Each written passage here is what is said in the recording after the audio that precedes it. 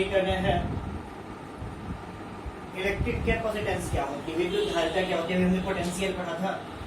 अब मुझे आज एक स्टडी करना है इलेक्ट्रिक कैपेसिटेंस क्या होती है। इलेक्ट्रिक कैपेसिटेंस विद्युत धारिता।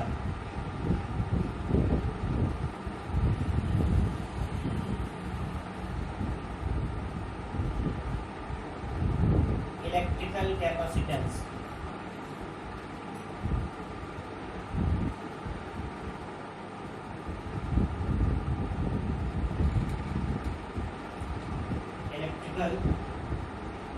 इलेक्ट्रिकल कैपेसिटेंस मुझे पढ़ना है।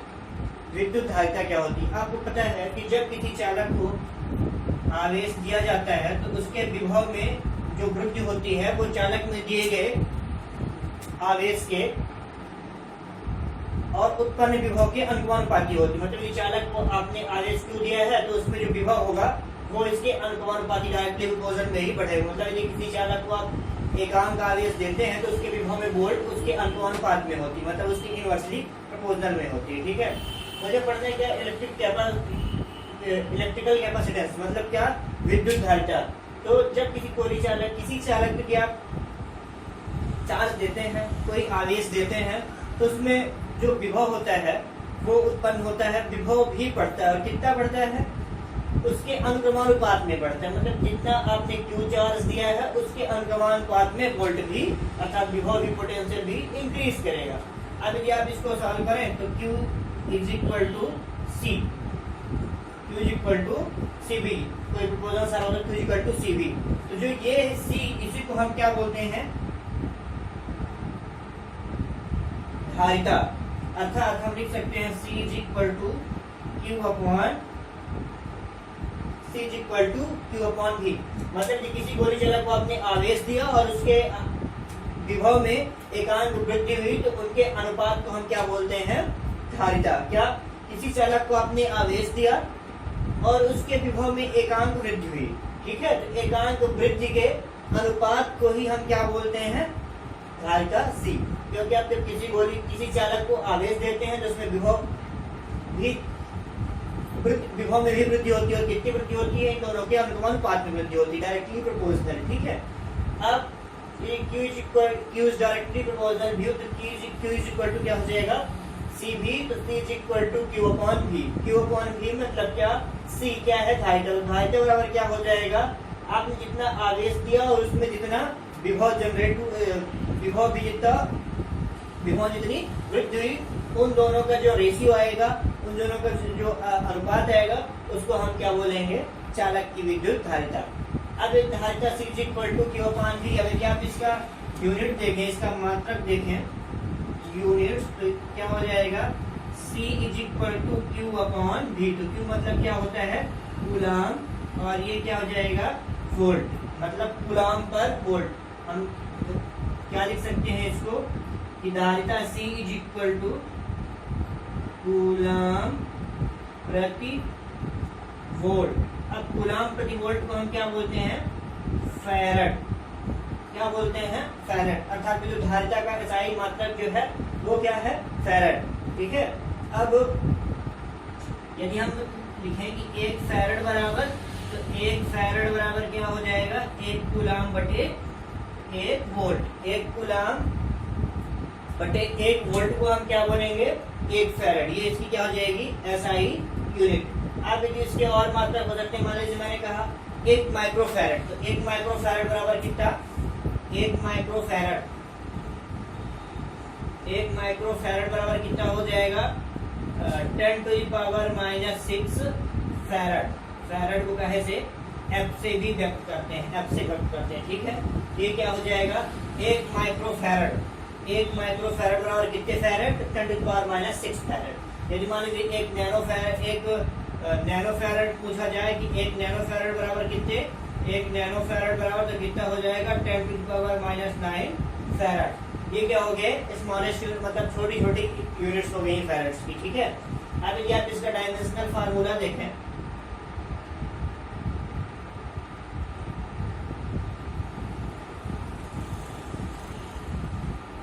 डायमेंशनल फार्मूला क्या होगा इसका, C is equal to Q upon V, C is equal to Q upon V. तो C is equal to Q upon V को हम क्या लिख सकते हैं, आपको पता है V is equal to W upon Q. तो यहाँ पे क्या आ जाएगा, W अपॉन क्यू।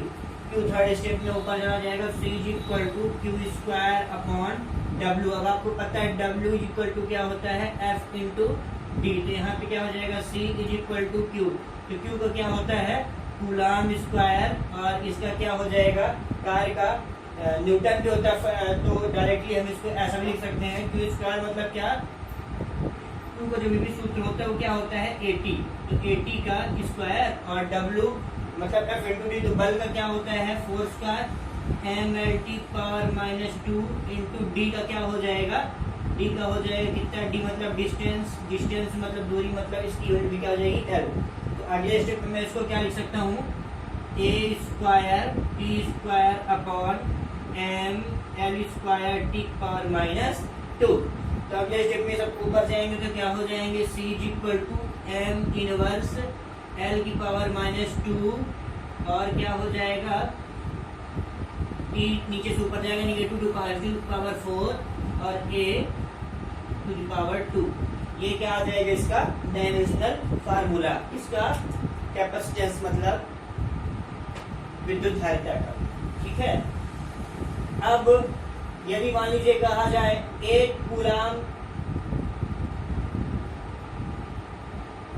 कूलाम किसी चालक को 1 कूलाम आवेश देने पर 1 वोल्ट उत्पन्न होता है, तो उसकी धारिता होता है, धारिता सिमिलर है 1 कूलाम 1 वोल्ट 1 नहीं, धारिता कितनी आ जाएगी, 1 फैराड आ जाएगी। कितनी आ जाएगी, 1 फैराड। ठीक है, यदि मान लीजिए आपसे कहा गया कि 10 कूलाम आवेश, यदि किसी चालक को 10 कूलाम आवेश दिया जाता है, उसमें 10 वोल्ट का करंट 10 वोल्ट उत्पन्न होता है, 10/10 मतलब कितना, 1 फैराड। ठीक है, अब आप देख लें, हमें फाइंड करना है क्या, किसी गोली चालक की धारिता क्या होती है। मान लीजिए कोई चालक है, अब यदि वो कैसा है, स्फेरिकल है, गोली चालक है, तो आपको उसकी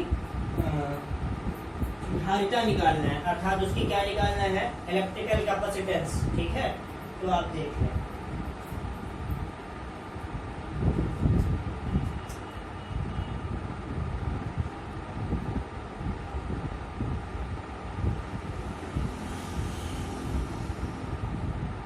गोली चालक की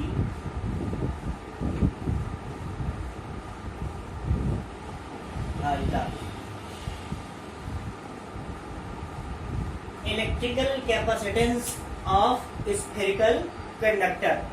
ठीक है, कोई गोली चालक है, स्फेरिकल कंडक्टर है, मतलब कैसा है, स्फेरिकल कंडक्टर है। अब यदि आपको उसकी क्या निकालना है, इलेक्ट्रिक कैपेसिटेंस अर्थात विद्युत धारिता, तो आप कैसे फाइंड करोगे, आप देख लो।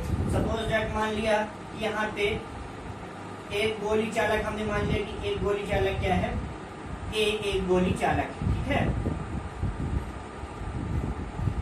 ये एक हमने मान लिया कि ए गोली चालक है, जिसका केंद्र हमने मान लिया क्या, जिसका केंद्र O है, O पे 1 + Q चार्ज रखा हुआ है। ठीक है, अब जो इसकी रेडियस है यहाँ से, वो कितनी हमने मान लिया, जो इसकी रेडियस है वो कितनी है, कैपिटल R, क्योंकि गोली चालक है तो कहीं ना कहीं इसकी रेडियस। ठीक है, अब क्योंकि +Q आवेश रखा है, तो आपको हमने बता दिया था कि जब +Q आवेश होता है तो किसी भी इक्विपोटेंशियल सरफेस में, क्योंकि गोली चालक है अर्थात इक्विपोटेंशियल सरफेस समविभव की तरह कार्य करेगा। तो आपको पता है कि Q आवेश होता है, गोला पॉजिटिव है, तो उसमें क्या होता है, इलेक्ट्रिक फोर्स ऑफ लाइन अर्थात विद्युत बल रेखाएं या विद्युत क्षेत्र रेखाएं वो बाहर की ओर निकलती हैं, मतलब इसकी जो क्षेत्र रेखाएं होंगी वो किधर निकलेंगी, बाहर की ओर निकलेंगी। ठीक है, ये इसकी क्या हो गई, क्षेत्र रेखाएं हो गई। ठीक है, कुछ क्षेत्र रेखाएं बाहर की ओर निकलेंगी, तो जो पॉजिटिव चार्ज होता है उससे जो क्षेत्र रेखाएं वो बाहर की ओर निकलती हैं। हमेशा आपने इलेक्ट्रिक फोर्स ऑफ लाइन की जो प्रॉपर्टीज पढ़ी है उसमें आपको पता होगा कि हमेशा जो ये इलेक्ट्रिक फोर्स ऑफ लाइन्स होती हैं, विद्युत बल रेखाएं होती हैं, वो पॉजिटिव एंड से शुरू होकर नेगेटिव एंड पे जाती हैं, मतलब धनावेश से ऋणावेश की ओर जाती हैं। सीधा सा मतलब पॉजिटिव से जाएंगी, यदि नेगेटिव होता तो इलेक्ट्रिक फोर्स ऑफ लाइन्स आ रही होती। मतलब हमने क्या करना, किसी गोली चालक की धारिता फाइंड करना। मैंने माना कोई एक गोली चालक है जिसका केंद्र O है, O पे प्लस Q आवेश रखा है, जिसकी त्रिज्या कैपिटल R है और इसकी जो क्षेत्र लिखा है वो लंबवत बाहर की ओर निकलेगी। अब हमने माना कि एक एक्टिव पोटेंशियल अर्थात समविभव पृष्ठ की तरह कार्य करता है गोली चालक, ठीक है। तब किसी बिंदु यह हमें निकालना है क्या गोली चालक की धारिता, तो बिंदु O पर विद्युत विभव, O पर विद्युत विभव क्या हो जाएगा, V is equal to 1/4πε0 Q/R। हमने निकाला था कि किसी पॉइंट पे जो पोटेंशियल होता है तो क्या होता है Q/1/4πε0 Q/R। अब यदि मैं बोलूं, इसको इक्वेशन नंबर 5 दे दूं, अब यदि मैं बोलूं कि इस गोली चालक की धारिता यदि कैपिटल C हो, यदि धारिता क्या हो, कैपिटल C हो, धारिता कैपिटल C हो तो धारिता C इज इक्वल टू क्या होता है Q/V, ठीक है। तो Q is equal to C is equal to Q/V होता है। तो समीकरण 1 से V के मान रखो, समीकरण इसको यदि हम 2 दे दें तो क्या समीकरण 1 से प्राप्त V के मान को समीकरण 2 में रख दें, ठीक है। समीकरण 1 से प्राप्त मान को समीकरण 2 में रखे। बच्ची क्या करना है अपन को, देख लीजिए, कोई खास बात है इसमें, देख लें। किसी गोली चालक की धारिता आपको निकालना है, ठीक है। अब हमने माना कि एक गोली चालक अपना क्या है, एक गोली चालक A है, ठीक है। अब एक गोली चालक है जिसका केंद्र क्या है O पे क्या है कोई प्लस Q आवेश रखा हुआ है, ठीक है, जिसकी त्रिज्या हमने क्या मान ली, कैपिटल R मान ली, ठीक। अब हमने माना कि प्लस Q आवेश रखा हुआ है, इलेक्ट्रिक फोर्स ऑफ लाइंस क्या होंगी, बाहर की ओर निकलेंगी और यह इक्विपोटेंशियल सरफेस की तरह था, समविभव पृष्ठ की तरह कार्य करेगा। समविभव पृष्ठ क्या होता है उसकी प्रॉपर्टी हमने प्रीवियस डेज में चर्चा करी है, ठीक है। अब हमने माना कि यहाँ पे बिंदु आवेश और प्लस Q आवेश कारण अन्य परीक्षण धनावेश पे जो विभव है वो कितना होगा, V is equal to 1/4πε0 Q/R, equation number 1। अब यदि धारिता गोली चालक की धारिता कैपिटल C हो तो C is equal to Q/V होता है। अब समीकरण 1 से प्राप्त V के मान को समीकरण 2 में रखने पर जब हमने वैल्यू रखी तो क्या आ गया, C is equal to Q/V। तो V की वैल्यू कितनी आई है, 1/4πε0 Q/R। Q से Q कैंसिल हो गया, C इज इक्वल टू कितना आ गया, 4πε0 कैपिटल R, ठीक है। ये किसके लिए हुआ, यदि माध्यम वायु और निर्वात, यदि माध्यम वायु या निर्वात है, मतलब वायु निर्वात के लिए कांस्टेंट की वैल्यू एक होती है K इज इक्वल टू 1, तो C is equal to 4πε0 R। अब यदि मान लीजिए, अब यदि K परावैद्युतांक का माध्यम K, अब यदि K परावैद्युत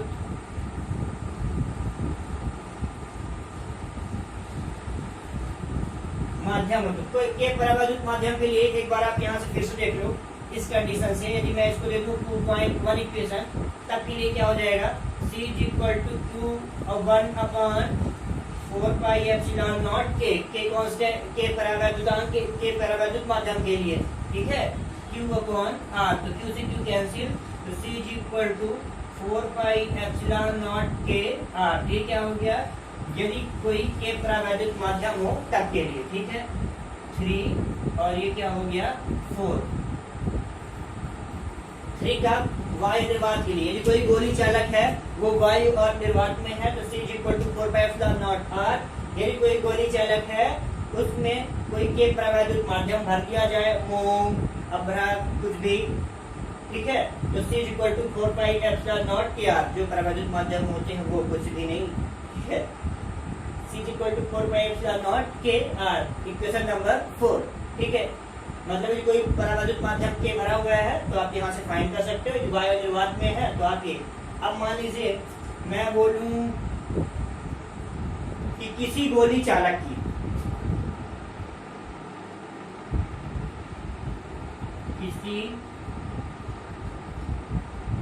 गोली चालक की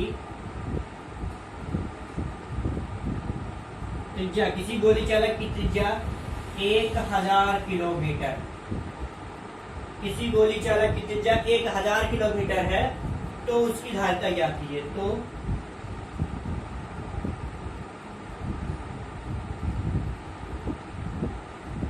उसकी धारिता ज्ञात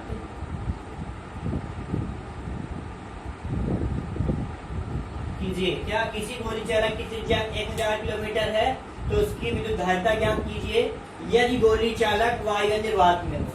यदि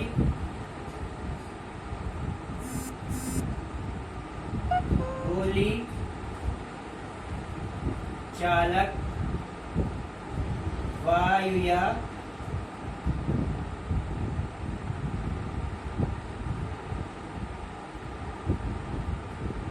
निर्वात में हो। किसी गोली चालक की त्रिज्या 1000 किलोमीटर है तो उसकी धारिता ज्ञात कीजिए यदि गोली चालक वायु या निर्वात में हो। सीधा सा मतलब आर कितना दिया हुआ है, रेडियस कितनी दिया हुआ है 1000 किलोमीटर, तो इसको अपन क्या लिख सकते हैं 1000 इंटू 10⁻³ मीटर। क्यों, क्योंकि मुझे एसआई सिस्टम में काउंट करना है और एसआई सिस्टम के लिए हमें क्या करना होगा, मीटर में कन्वर्ट करना होगा।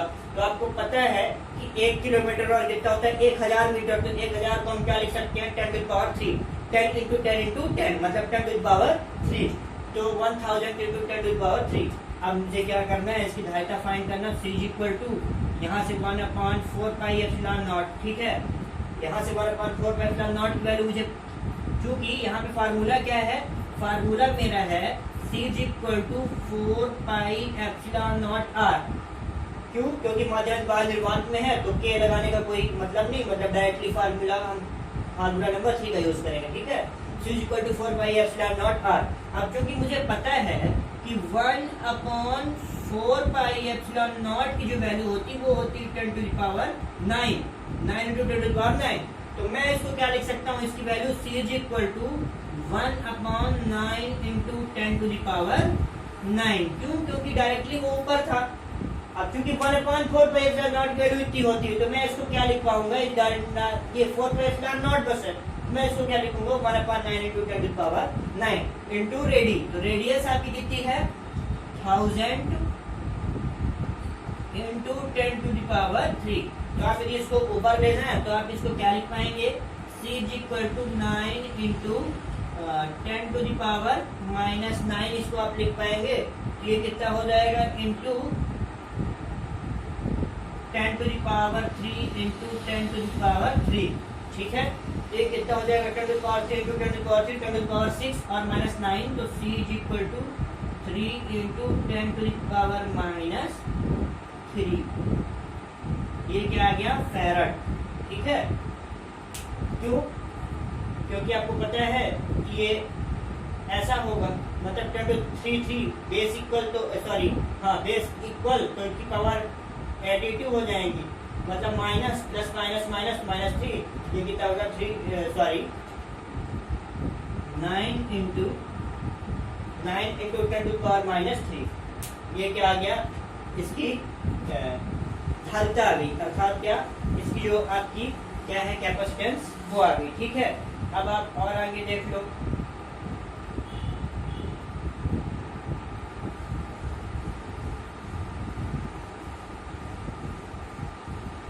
ये कि आप और भी इसको और भी स्टेप में आप यदि कन्वर्ट करना चाहें तो और स्टेप में आप देख सकते हैं इसको, डायरेक्टली आप ऐसा भी कर सकते हो, पर और भी कन्वर्ट करना चाहें तो C इक्वल टू इसको हम क्या लिख सकते हैं 10 ऊपर -9 हो जाएगा, इसको हम ऐसा भी लिख सकते हैं 1/9 इंटू 10⁻⁻9 इंटू 10�5 इंटू 10 भी लिख सकते हैं।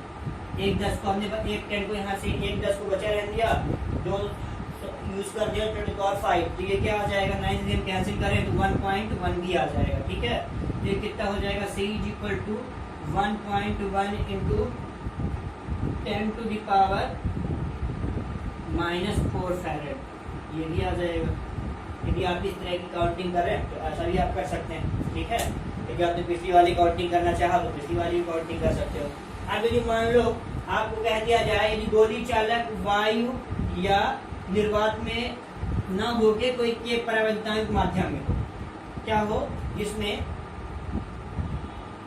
जहां कोई के परावैद्युतांक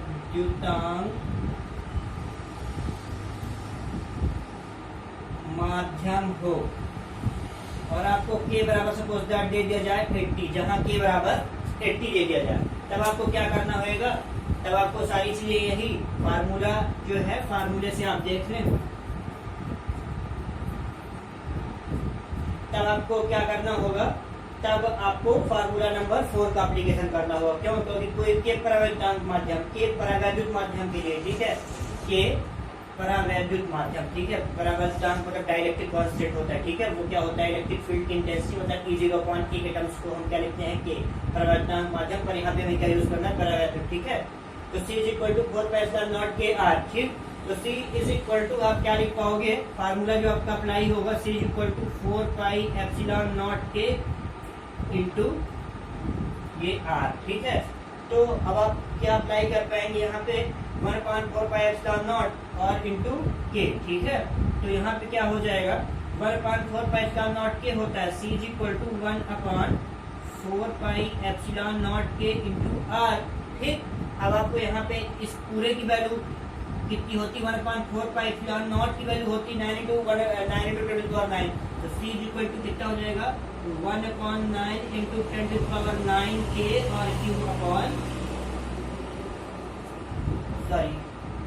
इंटू रेडियस बस इंटू आर, ठीक है। अब आपको इस फार्मूले में वैल्यू रखिए और फाइंड कर लीजिए, ठीक है। ये क्या होगा? के परावैद्युतांक के लिए।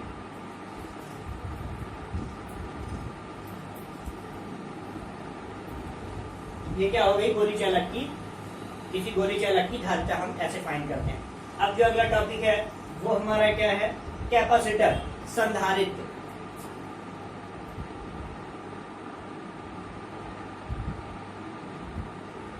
कैपेसिटर, संधारित्र क्या होता है, ठीक है।